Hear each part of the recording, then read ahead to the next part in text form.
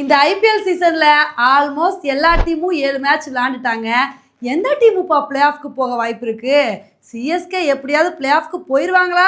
இந்த மாதிரி கொஸ்டின்ஸ் தான் ஃபேன்ஸ் மனசில் ஓடிக்கிட்டு இருக்கு. இன்னைக்கு நம்ம வீடியோவில் பிளே ஆஃப் சினாரியோ தாங்க பார்க்க போகிறோம். உண்மையிலே இப்போ இருக்கிற 10 டீமில் டெல்லி, பஞ்சாப் இந்த 2 டீமுக்கு தாங்க பிளே ஆஃப்க்கு போக அதிக வாய்ப்பு இருக்குது.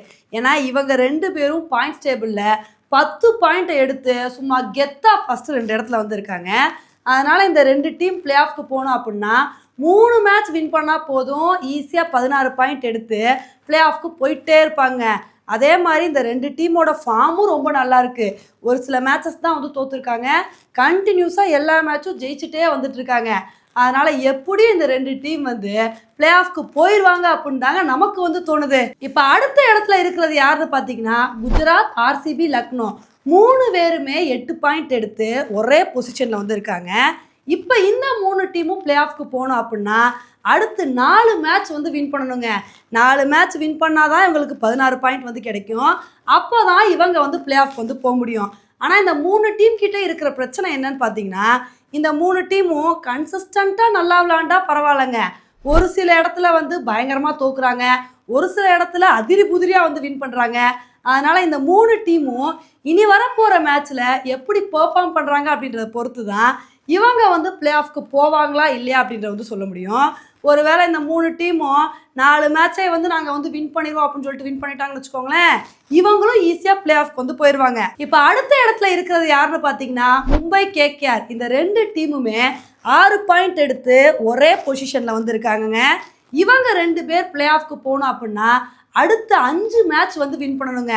5 மேட்ச் வின் பண்ணாதான் இவங்கனால பிளே ஆஃப் போக முடியும். உண்மையிலே மும்பைனால் 5 மேட்ச் வின் பண்ண முடியாது அப்படின்லாம் சொல்ல முடியாதுங்க. ஏன்னா இந்த சீசனில் மும்பை ஒரு பெரிய கம்பேக் கொடுத்துருக்காங்க. அதே மாதிரி ஒரு பெர்ஃபார்மன்ஸை இனிமேல் வரப்போகிற மேட்ச்சில் கொடுத்து 5 மேட்ச் வின் பண்ணாங்கன்னு வச்சுக்கோங்களேன், கண்டிப்பாக மும்பையும் பிளே ஆஃப்க்கு போக வாய்ப்பு இருக்குது. அடுத்த இடத்துல இருக்கிறது யாருன்னு பார்த்தீங்கன்னா எஸ்ஆர்ஹெச், சிஎஸ்கே இவங்க 2 பேருமே பரிதாபமாக 4 பாயிண்ட் எடுத்து கடைசி இடத்துல இருக்காங்க. இவங்க 2 பேரும் பிளே ஆஃப்க்கு போனோம் அப்படின்னா அடுத்து இருக்கிற 7 மேட்ச்சில் ஒரே ஒரு மேட்ச் மட்டும்தாங்க தோக்க முடியும். மற்றபடி எல்லா மேட்ச் 6 மேட்சையுமே வின் பண்ணணும். அந்த மாதிரி வின் பண்ணாதான் இவங்க 2 பேருக்கும் 16 பாயிண்ட் கிடைக்கும்.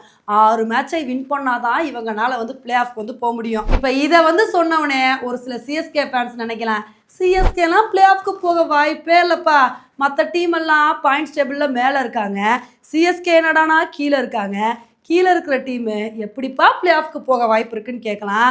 கண்டிப்பாக ஐபிஎல்லில் முடியாதது எதுவுமே இல்லைங்க.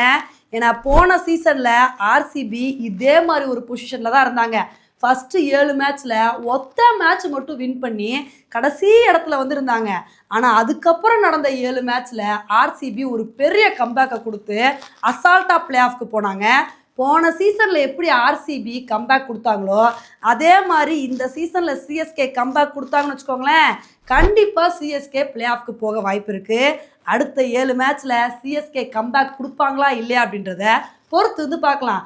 ஓகே ஃப்ரெண்ட்ஸ், இந்த 10 டீமில் எந்த டீம் பிளே ஆஃப்க்கு போக வாய்ப்பு இருக்குது அப்படின்ற உங்களோட கருத்தை என்னோட கமெண்ட் செக்ஷனில் போடுங்க. இதே மாதிரி இன்னொரு வீடியோவில் உங்களை மீட் பண்ணுறேன். Bye friends.